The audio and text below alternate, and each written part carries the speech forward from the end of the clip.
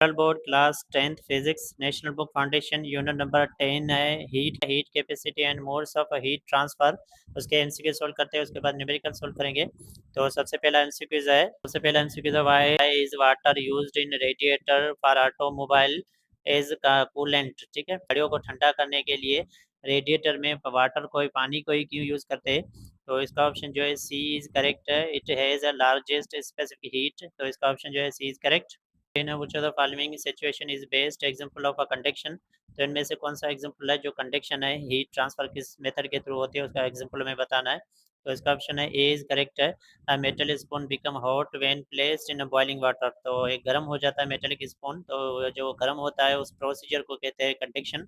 Consequence 3 है which combination of heat transfer method would be the dominant when you placed your hand near but not touching a fire. तो कह रहा है कि वो कौन सा मेथड है जिसके थ्रू आपके हाथ जो है गर्म हो जाते हैं अगर आग के करीब भी लाते हो, उसको आग को टच नहीं करते। तो इसका ऑप्शन जो है C is correct, radiation and convention होता है। फोर है which what is the symbol and what is the unit of heat capacity for a object। तो हीट कैपेसिटी का जो ऑब्जेक्ट होता है इसका ऑप्शन जो है B is correct. MCQ number 6 है heat transfer the transfer of a heat takes place because of a density different in a fluid. तो हीट जो है डिफरेंस किस वजह से हो जाता है? तो इसका ऑप्शन जो है सी इज करेक्ट, कन्वेंशन के थ्रू हो जाता है। which are the following statement based explanation why the earth experience more heat from the sun than the moon despite being almost the same distance away। तो कह रहा है कि सबसे ज़्यादा हीट जो है मून के मुकाबले अर्थ पे क्यों ट्रैप हो जाती है, वो होती है ग्रीन गैसेस की वजह से होता है। इसका ऑप्शन जो है B is correct. MCQ number 8 है एक colour of a surface is based absorber of a radiation which of the following is a best radiator. तो इनमें से कौन सा ऑब्जेक्ट जो है सबसे ज़्यादा रेडिएटर अच्छा होता है? तो ये था शाइनिंग सिल्वर सरफेस, इसका ऑप्शन जो है बी इज करेक्ट। 9 है हाउ एमसीक्यू नंबर 9 है how does the enhance greenhouse effect contribute to the global warming. तो इसका ऑप्शन जो होता है बी इज करेक्ट है। तो it trap more heat in earth atmosphere rise global temperature. MCQ number 10 what is the primary driving force behind the movement of a tectonic plate. तो tectonic plate के पीछे जो होता है वो होता है मेल्टिंग कन्वेक्शन का करंट होता है। इसका ऑप्शन जो है C is correct. MCQ number जो है 11 है which layer of earth is composed of partially molten rock which can flow slowly. तो वो होता है बी होता है बी, इसका ऑप्शन जो है B is correct. MCQ number 12 है which of the following extreme weather event is mostly directed associated with rising level। तो इसका ऑप्शन जो है सी इज करेक्ट। अब हम न्यूमेरिकल सोल्व करते हैं। तो क्वेश्चन नंबर 1 में यहाँ पे है जो सबसे पहले हमें जो स्टेटमेंट की अगर डेटा लिखे तो डेटा के अंदर सबसे पहले हमें स्पेसिफिक हीट मिली हुई है, जो मिली हुई है 4180। और उसके बाद जो मिला हुआ है हमें कन्वर्ट करना है इसको जॉल ग्राम इंटू सेंटीग्रेड के अंदर। ठीक है, तो इसको सोल्व करें तो सबसे पहले 1 kg के अंदर जो है 1000 ग्राम आते हैं।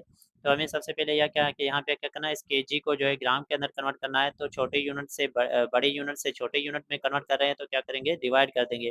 तो क्या कर देंगे, 1000 को इस वैल्यू से डिवाइड कर देंगे। अगर 1000 को डिवाइड करेंगे यहाँ से 3 जीरो अगर रिमूव करेंगे तो यहाँ पे 3 डिजिट के बाद पॉइंट डेसिमल आ जाएगा 1 2 3।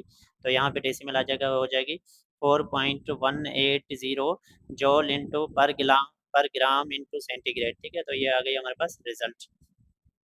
क्वेश्चन नंबर 2 को सॉल्व करते हैं। तो यहाँ पे क्वेश्चन नंबर 2 से सबसे पहले हम डेटा लिखें। तो क्वेश्चन नंबर 2 की डेटा यहाँ पे मिली हुई है, चेंज इन टेम्परेचर मिला हुआ है 50 सेंटीग्रेड और मास हमें मिला हुआ है 25 kg। और स्पेसिफिक हीट ऑफ वाटर है हमारे पास 4180 जॉल इंटू के जी इंटू ग्राम इंटू केल्विन। और हमें मालूम क्या करना है, अमाउंट ऑफ हीट जिसको क्यू से रिप्रेजेंट करता है ये मालूम करना है। फार्मूला कौन सा लगेगा, Q is equal to M C delta T.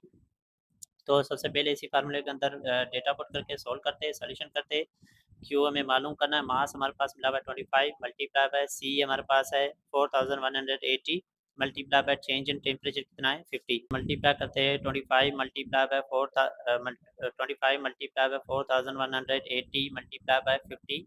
तो हमारे पास कितना आ जाता है कि 5 टू 5 टू 2 500 000 साइंटिफिक नोटेशन में लिखें, हीट का यूनिट होता है जॉल। इस आंसर को साइंटिफिक नोटेशन में लिखे तो हमारे पास आ जाएगा 5 पॉइंट डेसिमल। इस नेचुरल नंबर से इस तरफ शिफ्ट करेंगे तो कितने डिजिट शिफ्ट किए, 1 2 3 4 5 6, तो हो जाएगा 2 10 पावर हो जाएगा प्लस का 6 जॉल।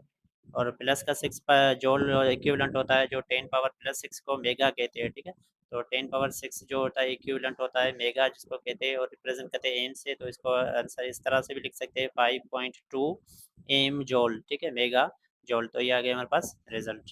क्वेश्चन नंबर 3 को सॉल्व करते हैं। अब क्वेश्चन नंबर 3 के अंदर जो डेटा से हम एक्सक्रिएट करते हैं, तो सबसे पहले मास मिला हुआ है 25 kg, 0.5 kg। उसके बाद जो हमारे पास टेम्परेचर 1 जो मिला हुआ है वो मिला हुआ है 30 सेंटीग्रेड, और टेम्परेचर 2 यहाँ पे डेटा में मिला हुआ है 80 सेंटीग्रेड। और हीट जो चेंज हो रही है 19 किलो जॉल। तो 19 किलो का मतलब था 10 पावर 3। तो हमें सबसे पहले मालूम करनी है स्पेसिफिक हीट मालूम करनी है, उसके बाद जो मालूम करनी है अमाउंट ऑफ हीट मालूम करनी है जब टेम्परेचर जो हो जाता है चेंज हो जाता है 80 से 125 सेंटीग्रेड हो जाता है, ठीक है, तब हमें जो मालूम करना है। तो सबसे पहले पार्ट ए के लिए जो फार्मूला लगेगा हमें मालूम करने के लिए heat divided by mass into temperature हो जाएगा, और अमाउंट ऑफ हीट के लिए होगा specific heat mass into change in temperature. Part A को सोल्व करते हैं, यानी पार्ट 1 को सोल्व करते हैं। तो सबसे पहले हमारे पास है हीट क्यू की वैल्यू हमारे पास मिली हुई है 19 किलो, किलो का मतलब होता है 000, और डिवाइडेड बाय मास हमारे पास मिला हुआ है 0.5 kg, divided by bracket over. अब क्या कहते हैं टेम्परेचर 2 में से टेम्परेचर 1 माइनस कर देंगे तो हमारे पास डेल्टा टी आ जाएगा। तो यहाँ से इसको माइनस करेंगे तो हमारे पास आ जाएगा 50 सेंटीग्रेड। तो 0.5 को 50 से मल्टीप्लाई कर देंगे तो हो जाएगा 25। तो अब क्या करेंगे 19,000, तो यहाँ पे क्या करेंगे 19,000 डिवाइडेड बाय 25, तो रिजल्ट आ जाती है 760। तो रिजल्ट आ जाती है 760। तो यहाँ पे स्पेसिफिक हीट जो आ गई हमारे पास 760। स्पेसिफिक हीट का यूनिट है जॉल इंटू के जी इंटू सेंटीग्रेड, ठीक है, फिर प्लस का हो जाएगा इंटू सेंटीग्रेड। मालूम करना है अमाउंट ऑफ हीट जो टेम्परेचर जब राइज हो जाता है 80 से 125। तो अमाउंट हीट हमें हमारे पास मालूम करने के सबसे पहले हमें स्पेसिफिक हीट मालूम होनी चाहिए। तो स्पेसिफिक हीट अभी हमने जो मालूम की है ये वाली पुट करेंगे यहाँ पे, मल्टीप्लाई बाय मास हमारे पास मिला हुआ है 0.5 kg, ब्रैकेट ओवर हमारे पास टेम्परेचर 2 यहाँ पे क्या हो जाएगा 125 माइनस टेम्परेचर 180 सेंटीग्रेड, इसमें से माइनस करेंगे तो हो जाएगा 45। तो 0.5 को हम कुछ इस तरह से भी लिख सकते हैं 1/2।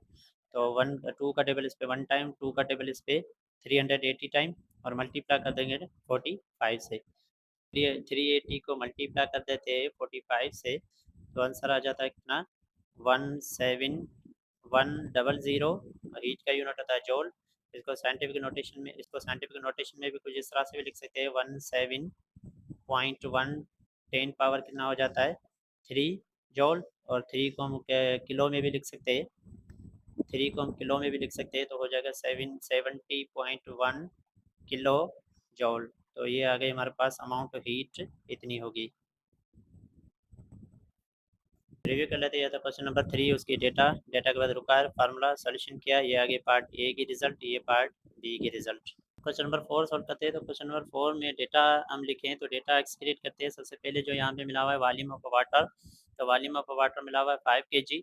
तो वॉल्यूम हमें मिला हुआ वाटर का 5 लीटर। तो हमें पता है कि 5 लीटर इक्विवेलेंट होता है 5 kg के, क्योंकि लीटर में अगर कंपेयर करें या kg के अंदर कंपेयर करें, वाटर जो वाइट सबस्टेंस है जिनका दोनों क्वांटिटीज़ के अंदर हमारे पास अमाउंट सेम आता है, ठीक है। तो हमें पता है कि 1 लीटर इक्विवेलेंट होता है 1 kg ऑफ वाटर, सिर्फ वाटर के लिए होता है, ठीक है। और हीट हमारे पास मिली हुई है 8.4 मेगा जॉल। एम का मतलब होता है मेगा 10 पावर प्लस 6। और स्पेसिफिक हीट वाटर की होती है 4200 जॉल इंटू केल्विन इंटू सेंटीग्रेड। मालूम हमें करना है चेंज इन टेम्परेचर, ठीक है, टेम्परेचर कितना इंक्रीज हो रहा है या डिक्रीज हो रहा है वो हमें मालूम करना है चेंज इन टेम्परेचर, जिसको डेल्टा टी से जाहिर करते हैं। फार्मूला क्या लगेगा हमारे पास जो स्पेसिफिक हीट वाला, यहाँ से हम डेल्टा टी को मालूम करना है, तो ये इधर मल्टीप्लाई करा यहाँ पे डिवाइड करेगा। तो इसी फार्मूले के अंदर डेटा पुट करके सॉल्व करते हैं। तो सॉल्यूशन करते हैं, डेल्टा टी मालूम करना है, क्यू की वैल्यू हमारे पास है 8.4 10 power plus 6, divided by mass है हमारे पास 5 kg, multiply by space heat है हमारे पास इतनी।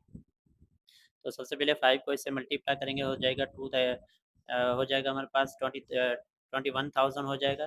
तो 21,000, और यहाँ पे 10 पावर प्लस 6 का मतलब होता है 8 के साथ जो है 60। अब इसको आपस में डिवाइड करते हैं,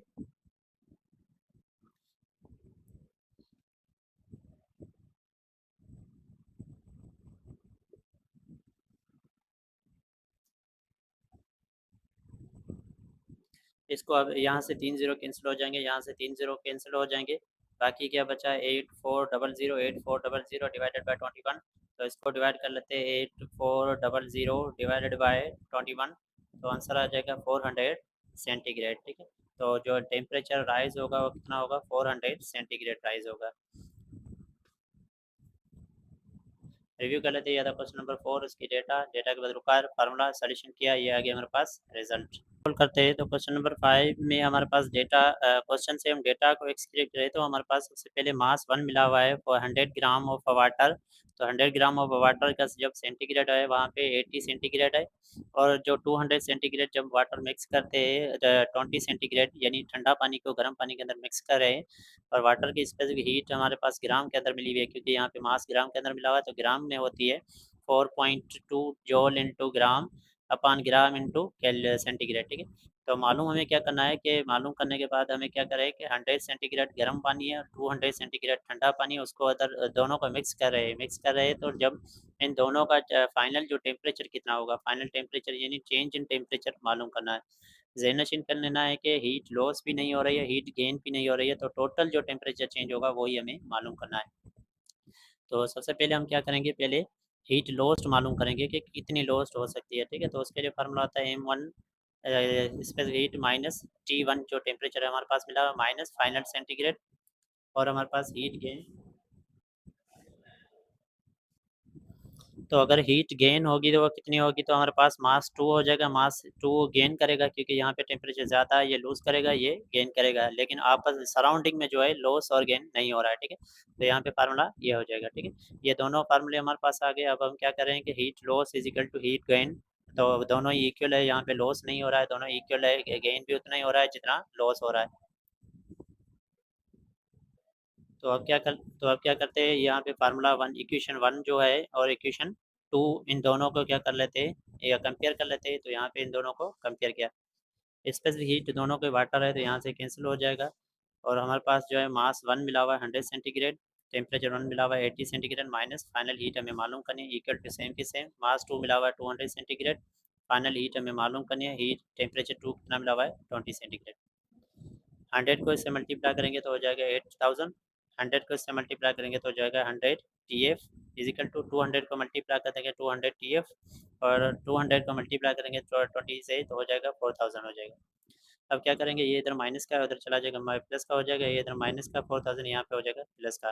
8000 और 4000 कितने हो जाएंगे, 12000 हो जाएंगे। 200 प्लस 100 कितने हो जाएंगे, 300। तो यहाँ पे TF मालूम करना है, तो ये इधर मल्टीप्लाई करा, यहाँ पे डिवाइड करेगा, तो क्या करेगा 12000, यहाँ से 2 ज़ीरो यहाँ से कैंसिल, 2 ज़ीरो यहाँ से कैंसिल, तो बाकी बचेगा 100।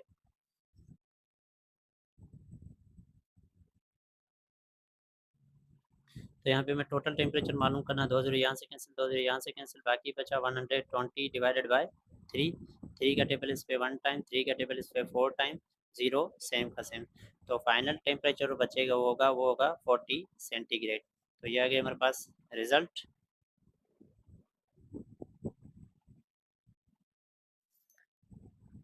रिव्यू कर लेते हैं, यह था क्वेश्चन नंबर 5, उसकी डेटा के बाद रिक्वायर फार्मूला सॉल्यूशन किया, सॉल्यूशन करने के बाद हमने कंपेयर किया, कंपेयर करने के बाद TF यानी फाइनल टेम्परेचर को मालूम किया, सेपरेट करने के बाद ये आ गया हमारे पास रिजल्ट।